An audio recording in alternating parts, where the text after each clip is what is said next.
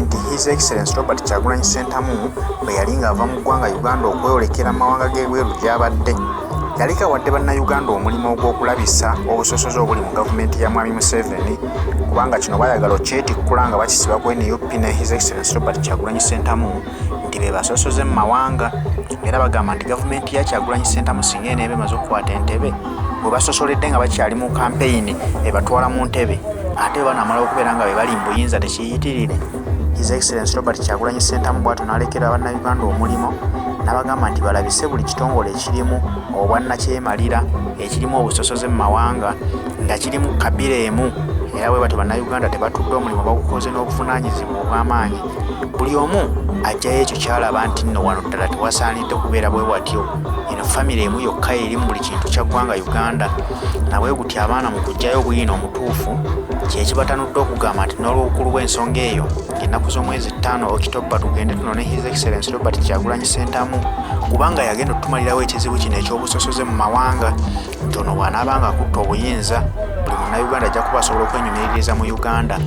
Ebitongole bya Uganda bijja kuba bikulemberwa abo abalina obusobozi obubikulembera so saabo nti nva mu famire ya Mwami Gundi ne Gundi nabwe gutyo bannayuganda bongera okukoowolwa nti okubeerawo ng'ennaku z'omwezi 5 October ku kisaawe Entebbe okugenda okunona His Excellency Robert Kyagulanyi Ssentamu nabwe gutyo basobole okukwatirawo basindikirize obusosoze obuli mu ggwanga Uganda balabe nti babumalawo kubanga bagamba nti buli kitongole kya gavumenti olwaleero kirimu famire emu bw'ataba wa Luganda ababeera muko bw'atabeera muko babeera ba mikwano mu famire eyo eri mu buyinza okulembera olwaleero luno nabwe gutyo bannayuganda bwe mubanga ddala mulaba nti mukooye embeera eyo bwe mulaba nga mwagala okwenyumiririza mu Uganda yammwe bwe mulaba nga mwagala ebitongole bya gavumenti bikulemberwe buyigirize so si famire awo n'olwekyo nga 5 tubalinze mu bungi ku kisaawe Entebbe okwaniriza His Excellency Robert Kyagulanyi Ssentamu kubanga yagenda okutumalirawo ensonga eyo.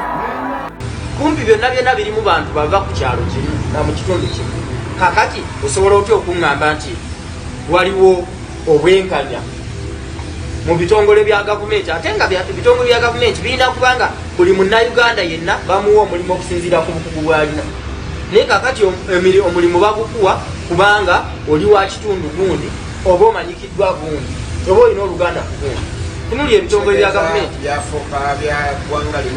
bako baŋŋanda na byabamikwano tandikira ku Mwami Museveni yennyini mukyala we ye Minister of Education Janet Kataha Museveni mutabani we ono omutamiivu Kainerugaba era ye muwabuzi omukulu ku bikwekweto.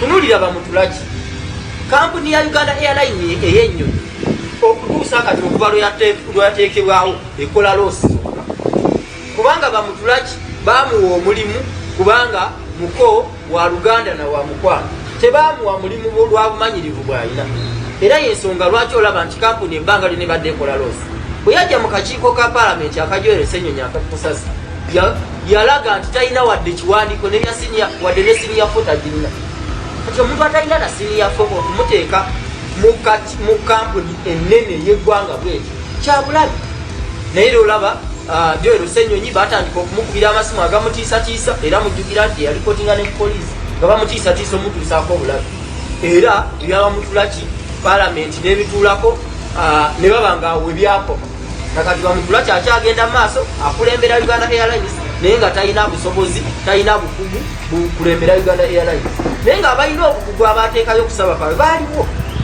naye olw'okuba tebaali baggwanga lye oba baggwanga lyabwe munange abo tebaabawa ate ziriwa yazireeta mwe mwazirabako mwe bamawulire mwe mubeera mu paalamenti yazireetako mu paalamenti ne muzirabo tizaaliyo bino tebibeera byakwogera bwogezi olina okubanga ne bw'oba osaba omulimu olina okuteekayo empapulazo naye ab'ennyonyi yennyini aba Uganda Airlines bajja mu paalamenti ne bagaa nti bo tebalabanga na ku lupapula lwe bamwekangirawo nga Mwami Museveni amugambye akati gwakulya Uganda Airlines. So tewabeera kusosola mawanga ffenna tukimanyi nti okusosola mawanga ki kubanga ffenna tuli bannayuganda bwe tugendako ku kabineti nga gwe bwoziraba nga bwe tugenda ku kabineti ya Mwami Museveni bwe tugendako ku kabineti ya President Kyagulanyi gwe okiraba otya njagala amulabi waffe omulambululiremu awo wennyini we walaga obusosoze bw'amawanga Mwami Museveni bwali. Kubanga bw'otunuulira kabineti ya Museveni gwegitunuulire, tandikira ku mukyala we Janet Kataha Museveni, genda mu minisitule ya finance Matiya Kasaija yaliyo, genda mu minisitule y'ebyobusuubuzi waliyo n'omwami Francis Mwebese, tamanyi nabigenda maaso mu minisitule ya busuubuzi gyakulembera. Era we yajja juzi mu parliament bamubuuza ku Livingstone ebiro yali akulira UNDS olw'obuvuyo obwaliyo, naye n'agamba nti naye yamwekangira mu parliament. Bwatuuka mu parliament n'amubuuza nti ate gwe okola ki wano? Nze nkulira UNDS. N'agamba saakugoba kyatungubanga era nze nkyali. Kati Francis Mwebesa yakulira ministries nyingi, genda mu by'obulisi Kajiji tumwebaze yaliyo, genda mu magye mu bitongole ebyokwerinda, tunuulira CDF mbadi saidi eyo badi mumujjukira nti ne Kasese yatulemesa okwogerera ku redio ze twali tusasudde mu bitundu by'e Kasese, kubanga nze kennyini nze pulezidenti ze gwe yali alagidde okugenda okumukiikira ku redio ezo ne batulemesa okuzongererako, naye nga twasasudde ne sente mbadi aveeyo ye CDF. Atumira polisi yani ye mukulu Kasigazi yaliyo, naye ava ku saidi emu. Ow'amakomera yani ye byabashaiza Johnson, naye wa saidi emu. Kyogamba nti abo abantu bonna genda mu UNRA, genda mu URA, Musinguzi yaliyo, genda mu UNRA Kagina yaliyo. Kakati fewe tugamba nti tetufunye bwenkanya ng'Abaganda. N'Omukyoli n'avaayo n'ayogera, n'Omulango n'avaayo n'ayogera, n'Omuteeso n'avaayo n'ayogera, nga mugamba nti no, olwo tusosodde mawanga. So bwe babanga bagamba nti waliwo okusosola mawanga, nalabye polisi ng'egamba nti egenda kuyita pulezidenti agende ku kitebe ky'abambega ba polisi yennyonnyoleko. Ffe tetuyinaamu buzibu bwonna kubanga tetuli bamenyi b'amateeka nga bo, era ffe tuli beetegefu okuwerekera mukama waffe pulezidenti agende ababuulire ekituufu, kubanga bye yayogerera wali era ne wano byagenda okwogera tewali kipya. Ekyamazima obusosoze mu mawanga bwe buli. Kati gwe dake wa mweni otunuulire omulabi waffe njagala yes yeah mubuulidde eri kati tunuulire eno pulezidenti ye Kyagulanyi Ssentamu muzzukulu wa Kayiira wa Mbogo, Sekuyitale General Lewis Lubongoya, musajja w'Embalala yaveeyo ewaabwe. Tunuulira vice president atwala region eya Eastern ye Nambeshe, musajja Mugisu. Owa Northern Madamu Lina Zedwiga, musajja mukazi weeyo Mukyoli. Genda Embalala mu Western Madamu Jole Mukisha ye deputy president yaliyo. Kakati abo Baganda Baganda kati kyekugambye genda Eastern waliyo babijirwa bebaliyeyo bijirwa gyali nga mobilizer oweeyo. So abantu abali eyo era basoga era bali mu bitundu byabwe ng'abasoga. Kyenkugambye nti Eastern nga bw'ogirabye waliyo Nambeshe, John Bass Nambeshe ye deputy president wa Eastern. Deputy president wa Northern ye Madamu Lina Zedwiga, musajja oli Mukyoli ono Mugisu. Owa Western ye Madamu Jole Mugisha era twali tutambula naye mwamulaba Kasese potipotro. Alabyeko era nga polisi ngeraga yayimiriza okuddamu okutambula mu bantu nga etambulira kw'ensonga ng'egamba nti buli lwatambula alaga asosola amawanga. Kuba polisi yamuweregeje ekiwandiiko twakifunye ekya polisi, naye tetugenda kukigondera kubanga kimenya mateeka. Yes, tenga NUP nga tugopawa tuli bantu abagoberera amateeka. Buli bw'otuwa ekiwandiiko kyonna nga kiri bweru w'amateeka tetusobola kigobera. Polisi terina kawaayiro konna mu ssemateeka kagiwa buyinza bwonna wadde akatono bwe kati okutukkiriza oba okutugaana. Ffe ekituleetera okuwandiikira polisi kubanga ssemateeka atugamba tugitegeezaako okutegeeza tugenda wano. Kati polisi netuwa obukuumi, naye nga bwe yagamba n'eruweero ntegenda tuwa bukuumi era twakola ne tumalako. So pulezidenti waffe omulonde ow'ekkumi Robert Kyagulanyi Ssentamu genda kumwaniriza ng'akomyewo, era tusaba bannayuganda mwenna bw'anaaba akomawo tugenda kubemberera ku nguudo ezo okuva Entebbe tumuleetere ddala paka Magere. Tugenda kumwaniriza okumukulisaayo mu ngendo z'abaddeko, engendo z'abaddeko abadde asinkana bannayuganda bali eyo n'okubazaamu amaanyi okubalaga nti babali eno okulamu tuli mu kukola era nabo sapooti yaabwe tugisiima gye batuwa.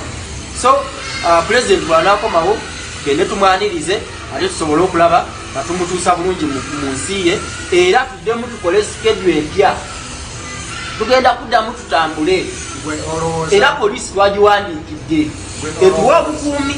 Olowooza ku poliisi bwe yaganye zino enkuŋŋaana naye kuba waliyo country tour phase 2, olowooza poliisi enabakkiriza? Anti poliisi terina buyinza, egenda tugaana etya? Egenda tugaana nga terina buyinza kutugaana. Nkugambye obuyinza mu ssemateeka tebulina. Bannayuganda bategeezaako obutegeeza ku poliisi ne bakola ebyabwe ne batambula. Era nga bwe tubadde tutambula, poliisi ye yatukkiriza. Bannayuganda ekyo balina okukimanya nti poliisi terina buyinza butugaana oba butukkiriza. Poliisi ye yatukkiriza, naye bwe twagiwandiika ntugitegeeza, ne tuwandiika ne electoral commission ne tugitegeeza, abo tuba tulina okubategeeza kubanga bye tugenda okukola bibakwatako. Bye tugenda okukola electoral commission bigikwatako kubanga offices zaffe ze tuggulawo za national unity platform ate ekibiina ekiriwo mu mateeka. So n'olwekyo electoral commission tuba tulina ogitegeeza. Poliisi tugitegeeza kutuwa bukuumi, naye nga bwe yagaana okubutuwa okuva eruweero era tebutuweera ddala ebuleke, tetujja kwekuuma. So poliisi terina buyinza bwonna butugaana oba butukkiriza. Era pulezidenti bw'akomawo tugenda kuddamu mu country tour yaffe, bannayuganda mwetegeke, yonna gye tutannaba kutuuka tugenda kubatuukako. Buli munnayuganda wooli tugenda kutuukako, kati poliisi yemanyi oba egenda kuddamu etemula abantu ngera baze batemula kubanga eyo yenkola yaayo. Ate bazeekawo wetuddako emabegakaawo waliwo ekiwamba abantu ekikomyewo era nga bazzemu okuwamba abaana ba national unity platform obanga no mu bufunzi, ekyo kyogerako ki? Ekisookera ddala okuwamba abantu tekukomanga okuva 2019.